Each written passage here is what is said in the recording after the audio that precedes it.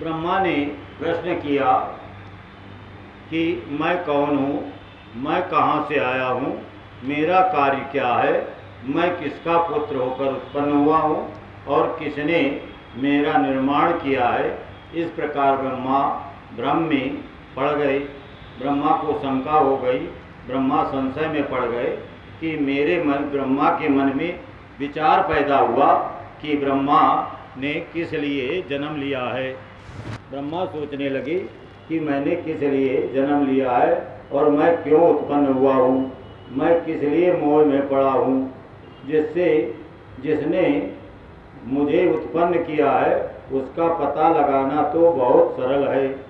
इस कमल के फूल का जो पत्र युक्त पत्तों से युक्त नाल था, उसका उद्गम स्थान जल के भीतर नीचे की ओर है। जिसने ब्रह्मा को उत्पन्न किया है वह पुरुष भी वहीं जल के नीचे होगा, इसमें संशय नहीं है। माने विष्णु के नाभि में कमल और कमल में एक डंडी थी और पत्ता था। उस पत्ते और डंडी के ऊपर ब्रह्मा जी पैदा हुए, तो उसकी लंबाई कितनी थी, वो जो कमल में डंडी सी निकली थी उसकी लंबाई को पता लगाने पर ये पता लग जाता, विष्णु तक पहुंच जाते, लेकिन उसकी लंबाई अनेकों कोस के बराबर थी। मैंने बहुत बड़ी लंबाई थी कि वहाँ पर ब्रह्मा जो है उस लंबाई को दूरी को नापने के लिए लगे, तो बहुत वर्ष तक वो ढूंढते रहे कि हम विष्णु को, माने विष्णु के नाभि से हुए थे तो वो नाभि को ढूंढने लगे कि कमल कहाँ से आया, ये डंडी कहाँ से आई, विष्णु कहाँ पर है। जल के नीचे की तरफ हो गए और जल के नीचे वो चलते रहे, चलते चलते बहुत वर्ष बीत गए। तब आकाशवाणी हुई कि आप तपस्या करो, और तब उन्होंने तपस्या की। तब तपस्या करके विष्णु भगवान का दर्शन हुआ।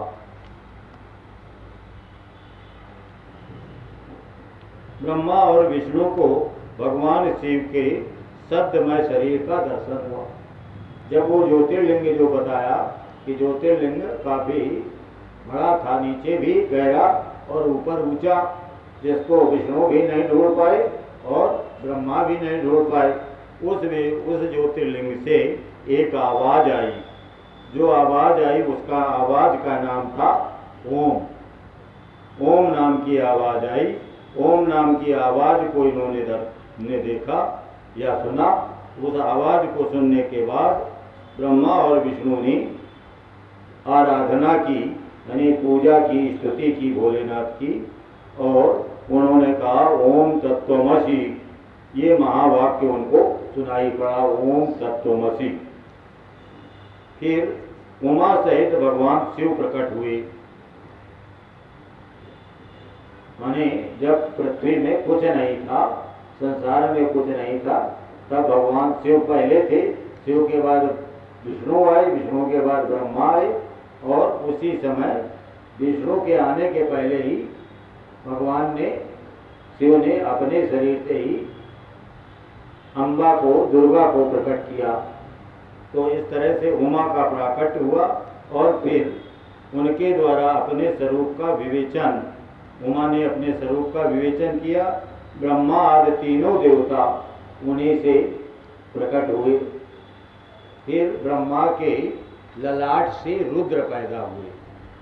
तो इस तरह से ब्रह्मा, विष्णु, महेश, ये तीनों उन्हीं दुर्गा माँ और सांब शिव की कृपा है। मूलीभूतम सदा उक्तम चार सत्य ज्ञान अनंतकम मामेव हृदय विष्णु विष्णु च हृदय अयम उभयो अंतरम यो वै न जानाति मतो मम। तब भोलेनाथ ने कहा कि ब्रह्मा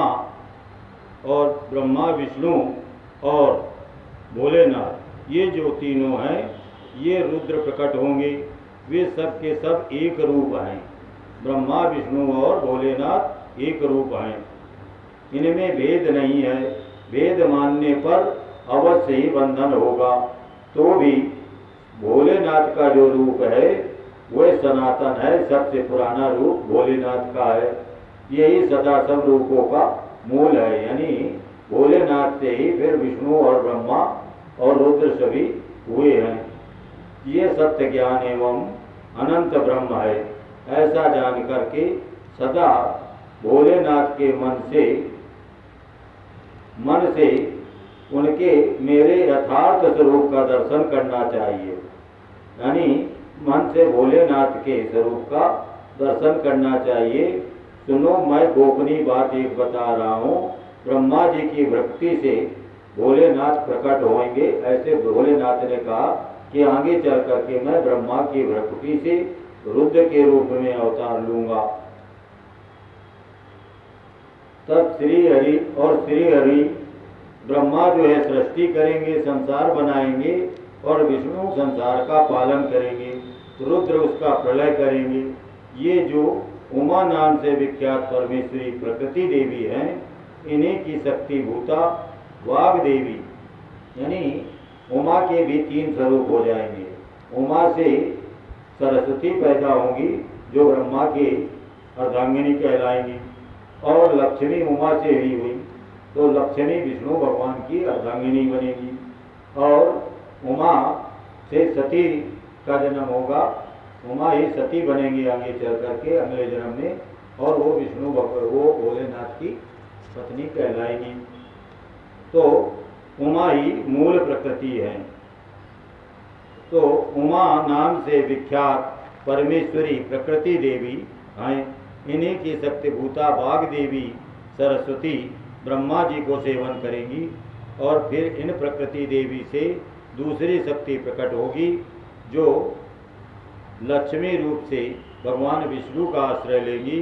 तदनंतर काली नाम से जो तीसरी शक्ति बनेगी वे निश्चय ही रुद्र को काली नाम की